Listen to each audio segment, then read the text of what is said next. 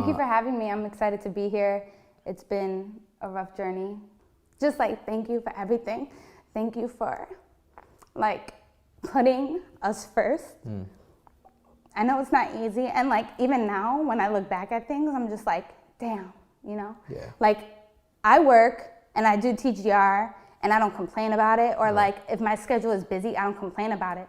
Because I have seen my mom work 2 jobs and raise 3 kids and still like put a smile on her face and still make it happen, you know? Yeah. So I'm very, very appreciative of her. She is my angel, my queen, my everything. So originally, I didn't really start Clue to be a brand. I just was on my young stuff like, I don't want to wear anything that no one has on, which is impossible, like looking at it now. But it was one day I was drunk, because I used to draw a bit, and it was one day I was feeding my cat and I saw like a paw print. Feeding your cat? Yeah, bro. I had like a paw print and I'm like, oh, this might look nice on the sweater or something. So I'm gonna see how it looks. Who are you most inspired by? My family. So, quarantine, everybody was locked in their house, stuck home, couldn't do anything. You can't go to the gym, you can't get dressed up and go to events. It was just like a point where I feel like people were mentally challenged. And me being the creative person that I am, I feel like I couldn't just stay home and like do absolutely nothing, because I was always on the move. I always had to get something done. So I wanted to like dress up and take pictures. So I like put my makeup on. I put on this pink two-piece outfit. Yeah.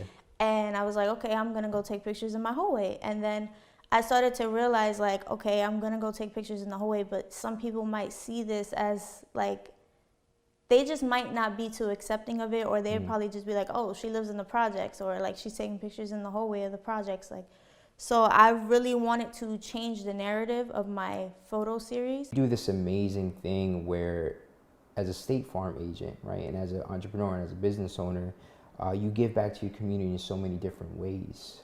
Tell me a little bit more about additional ways that you give back to your community. Well, just trying to offer the opportunity to potentially be an entrepreneur to somebody else, to me is the number one biggest thing. It's one thing you want people to remember you by. Remember me by. Yeah, just I would say one thing that I want people to remember me by is just being able to put a smile on people's face.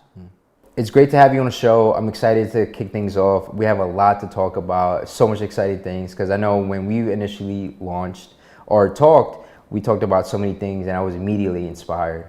And for those who may be tuning in for the first time, tell us a little bit more about Marie's Thrift.